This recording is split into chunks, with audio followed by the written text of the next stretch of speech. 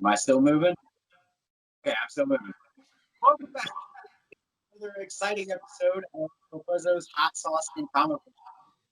I am joined today by the amazing Tom K. And if you follow him on Instagram, go ahead and say your Instagram name for the world. Tom Fiestian. It is the Fiestian feast was based off of someone who killed their parents and fed them to a sibling, and that's where that comes from. Nice, dude. That's fantastic. I didn't even ever know that. Get educated. Well, cool, man. Well, the way this is going to work, we are going to try this sauce. We are doing today Infinity Sauces Hatch-Quatch. And we're going to try this. I'm going to ask you some questions, and then we'll go from there, my friend. We'll give it a rating for flavor and heat at the end of the episode. Sounds like a plan. So, because we had to restart this, am I moving still? You are. Okay. You look fantastic. Thank you, sir. My wife actually cut my hair today, and it came out very, very good, so I'm happy. Because my hair's been long for a minute now, and I figured it was time to shorten it up a little bit. But here we go, man. First taste of Hatch-Quatch. Sweet sauce. Damn, that's real sweet. Yeah, way sweeter than I expected. Yeah, for sure. Not bad, though. No. It's got a good kick. All right. Finding its way. It's getting there. It's not bad, though. I kind of like it. I didn't expect to, man. I'm not usually a huge fan of green sauces. See, I actually picked this one when we talked about it because I do like green sauces. So I was like, oh, let's get something I'll probably enjoy. And hell yeah, man. For sure. All right. Well, I'm going to go ahead. Since we took our first bite, I'm going to hit you with my first question. And my first question, of course, because I've known you for a good while, I know how big you are into Bernie Wrightson. My first question is, did you ever get to meet Bernie Wrightson before he passed? And do you have any, like, how many things do you have actually signed by him that you got signed by him? So I got to meet Bernie twice. I met him the first time at Long Beach Comic Con, 2013 or something. And I took quite a bit of things with me because I was super excited. I had, I was just super pumped. There's only one photo of that whole experience, which is a bummer to me. And it's me standing there with all my stuff with like the biggest shit-eating grin I've ever seen in my entire life. Well, probably. I mean, yeah. Super stoked. I brought him a bunch of toys. I bought him all kinds of stuff. That's awesome. And he was very nice. Had no problem signing anything that I brought. He was a super great guy. The second time, I believe, was in 2015, and it was a San Diego Comic-Con. Nice. It was, and I brought quite a few things with me. And then he actually missed a day because he tripped and hurt himself. He hit his head, I believe, while he was down there in San Diego. So he took one of the days off. And so the second day that I went to go see him, I brought less things with me because I kind of just felt bad. I was like, the guy's doing a whole lot. He probably doesn't feel very great. He doesn't want to sign 35 things for one person. He's not charging anyone a dime to sign anything whatsoever. And he's wanting to have conversations with everybody the whole time. So I brought a little bit less. And I'm kind of, in the long run, I think about it, and I'm like, I'm bummed. It was the last time I got to see him, But I was able to get a piece of original artwork from him that day, and took a photo with the artwork that day. So it was great. I think you have, besides like I think it's the Monstrous collection on. I think you, out of anybody I've ever seen, I think you might have more Wrightson pieces that I've ever seen. And I'll tell you something right now that you probably don't know. That is me on Instagram. The Monstrous collection is me as well. Get the fuck out of here. Yeah, it is. Oh. I never knew that. Well, shit. Okay, so you are right. collector. All right, next thing you're gonna tell me your roots of Swamp Thing too. Right now, that guy is an amazing person, though. I swear, I have received many things from him. He's holding the Guinness Book of World Records for the largest Swamp Thing collection, and that's amazing. Yeah. So whenever he has a double of something, or someone brings into his comic shop a Wrightson, like anything, and he doesn't necessarily collect just Wrightson, but he collects Wrightson Swamp Thing, he'll text me and be like, "Hey, Tom, do you have this? Someone brought it in. Let me know." And so I've gotten quite a few things from him, some foreign Swamp Thing stuff, lots of stuff. He's a great dude. Right. Well, he also puts out, I guess it would be a fanzine, if you will. Mm-hmm. He puts out the Holland Files that you have actually been in. Is it 1 or 2 issues you've been in? I'm in 1. I was in I wrote an article about the first time I met Len Wein, and he published it in there, and it was in the very first issue. I think issue 3 now has the drawing by Matt Curley, which is actually my big Swamp Thing back piece tattoo. That drawing is in there, so kind of, but no, just I have the issue that has a picture of you in it, because I got it off of my friend Paul, and he sent it to me because I'm not nearly of your caliber Swamp Thing fan, but I like Swamp Thing quite a bit. I think he's a very awesome character. I've actually just started rereading all the Alan Moore Swamp Thing recently. So I just finished that first trade. Let's take another hit of this sauce, and I will ask you another question, though. All right. All righty. This stuff is really, really good. I am very impressed with like how much I actually enjoy it. Yeah. Now, I don't get much heat from it, but I mean, I'm different than most people. How do you feel in the heat? I definitely can tell it's there. I actually cooked something.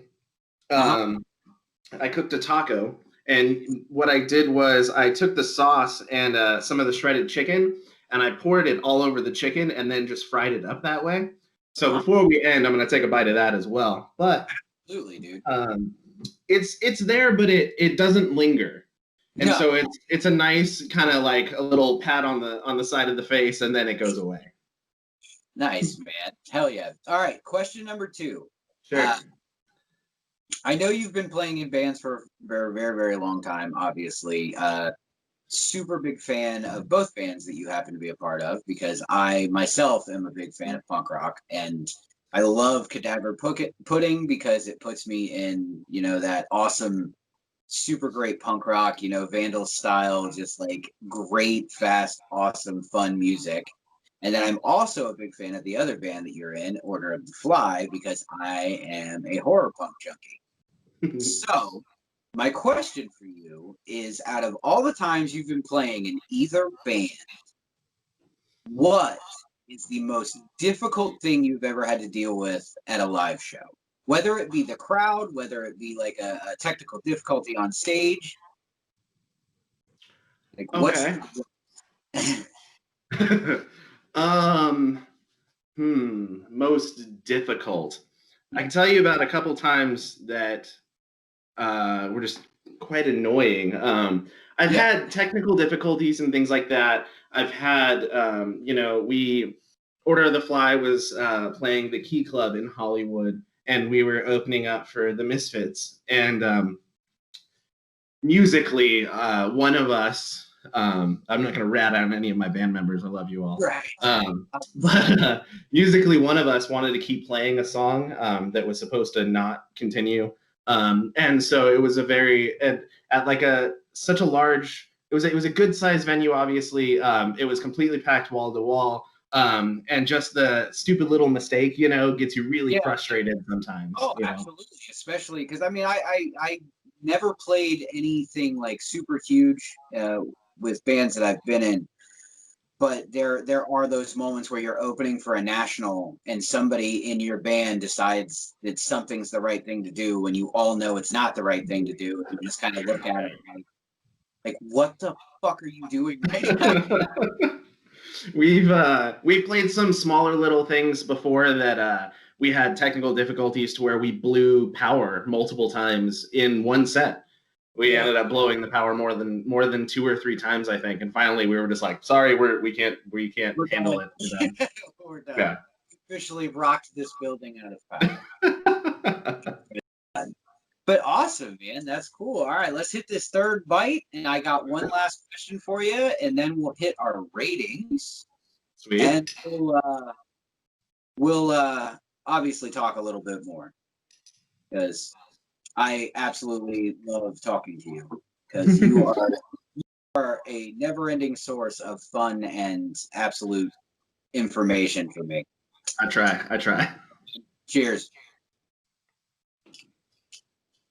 You know, dude, I got to admit, like, I really didn't expect, like, I expected this to be like a mild verde. Yeah. But it's actually got more punch than your typical verde salsa or verde hot sauce or anything like that.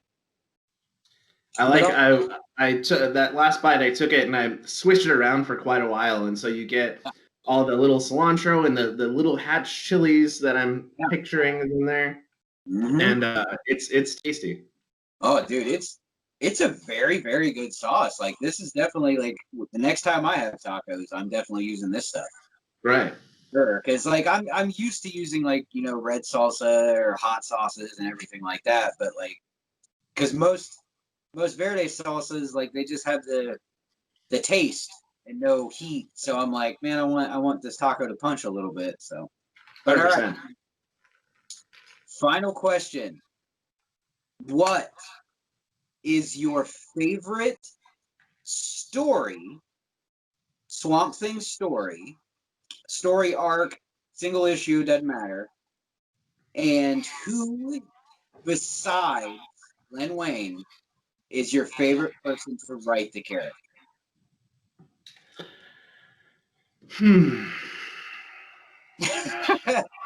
Okay. Right. I know it's super hard because we all love the original Len Wein wrote, Bernie writes and drawn Swamp Thing arc. It's definitely everybody's up there, if not everybody's favorite. Yeah. It's hard. A lot of people, you know, they'll think that first run is really great, but 98% of people I've ever spoken to say that Alan Moore wrote the definitive Swamp Thing.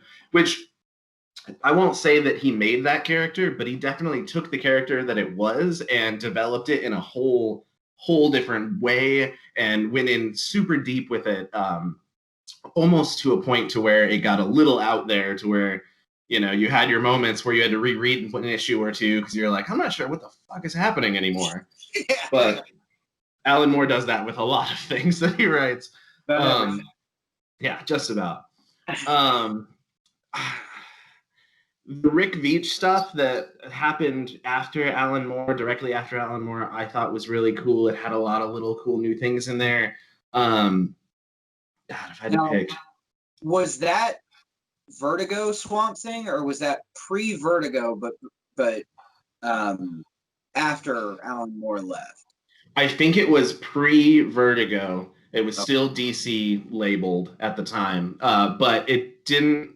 I want to say, because I think Nancy Collins was during the Vertigo run, and I don't know if Veitch before her or Doug. What was that guy's last name? Doug something or other. Okay. Yeah, I don't think they had transitioned it into Vertigo yet. I don't think. Okay.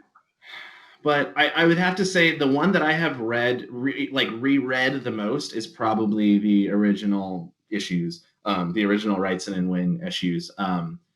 But that was 9. Was it 9 or 10 that Wrightson did the art on?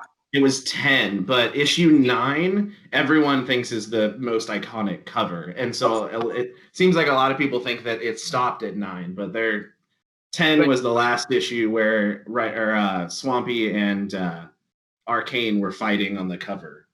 Exactly. Yeah, that's like, I don't know, man. Like, I jumped into the Swamp Thing game super late. I think the thing that drew me in was actually the cover for issue 1.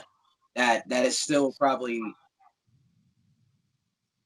one, if not my favorite cover. Like, there's something that's so iconic to me about that him coming out of the swamp and the guy with the gun and stuff. Like, I just really love that cover. But the other thing is do you feel that Alan Moore kind of did really, really good, but towards the end of his run, do you think he just made it weird? It definitely gets to a point when I read the Alan Moore run, because I've done it a few times, obviously, but it definitely gets to a point where it's just so in your brain and kind of astral plane and like all that kind of stuff that it does kind of it has lost me a couple times where it might be because I have read it before and reading it a second or a third or a fourth time, I'm like, I kind of know what's happened already. I was like, but it is a little much. No, I feel you, because I kind of like, I absolutely love Grant Morrison. Mm-hmm. I feel like Morrison does that a lot too, where like he's very, very strong, but then they're like, yeah, Morrison, do whatever you want. He's like, oh, for real? We're gonna get real fucking weird. Yeah, Grant Morrison's Animal Man run is fantastic to me, but holy shit, does it get weird? Yeah, it gets super fucking weird, man. And I mean, talking to Steve obviously about Animal Man is like he experienced the same thing, where he's like, this is great. What? So yeah, but cool, man. And all right, so we always do a 1 to 10 scale here. So as for flavor, 1 to 10, what are we giving the old Hatch-Quatch? I like it a lot. I don't want to be super generous about it, but right. Being someone that likes green salsas or verde salsas, I would put it up in like the 8 range, where I would use this quite a bit. Hell yeah, man. Me personally, being on the opposite spectrum of that, like I am not a huge verde or green salsa kind of guy or hot sauce guy. This stuff though, speaking, from experience of eating a bunch of different shit, I still give this a solid 7 on the flavor scale, because it tastes very, very good. It's one of those things where like it kind of took me back. I was like, I expected it to go one way and be like, man, I'm not gonna like this shit at all. But I tasted it and I was like, oh shit, okay, this is pretty good. Yeah. So we got 7 and 8 on the flavor. All right, heat wise, 1 to 10. What are you thinking? Heat wise, I don't know. Maybe I would put that between like, it hits at a 7 and then goes below that real quick. So right. Like you said, it has a good punch right off the bat, and then it fades out. But I like that a lot because it really means I can eat it a lot. Right. I can eat a lot of it on one thing, and I'm not like killing myself. Oh no, absolutely, man. I totally get it. This is where we're gonna differ like a motherfucker, though, because you're like, no, not even that high. I would give this stuff for my personal heat, because I'm a fucking psychopath, and I don't know, but I would say it's a very solid 2 for me, because I can taste the heat. I know it's there. It doesn't really do much beyond that for me. Like, the flavor's fantastic, so I would eat it over and over again, and I could see myself putting away 2-3 tacos smothered in this thing and probably not really breaking a sweat. Right. I absolutely love the sauce, though. It's really, really good. And I don't really have much else for you, but I'm going to give you the floor. I know Cadaver Pudding just put out a new record. Tell us where we can find that, where we can digitally download it, what website we can hit up, get a physical copy, all that. Okay, cool. Both bands actually put out a record 1 month opposite of each other. Cadaver Pudding put out a new record called The Three-Legged Joke Mobile. And it's on CD on our Bandcamp, which if you just go to bandcamp.com and look for Cadaver Pudding, you won't miss it. It's streaming everywhere, Spotify, Apple Music, Amazon Music, all that good stuff. So if you don't want to pay anything, just go listen to it there for free. And Order of the Fly put out a record literally the month after, called Into This Abyss. And you can buy that on 2 different colorway vinyl records right now at our Bandcamp as well. And that's streaming everywhere too. Both bands have already gone back into the studio and started writing new stuff because during quarantine, what else are we doing? You know, Exactly. So yeah. And it doesn't hurt that I live with Cadaver Pudding's bass player, so the two of us can sit and write all day and pull out stupid things. So That's amazing, though, man. our next single is what was it called? Oh, RoboCop's a bastard, something like that. I don't remember. I mean, I can't disagree with that because but that's awesome, dude. And like I said, man, for anybody that's watching this that hasn't checked out Order of the Fly or Cadaver Pudding, definitely do that as soon as you watch this because you will not be disappointed. Both bands are fan-fucking-tastic. Appreciate that. And I thank you so much, dude. Thank you so much for hanging out with me and trying some sauce and all that. And I will talk at you soon, obviously. And everybody else, have a good day. Take it easy, and we'll see you soon. Booyah!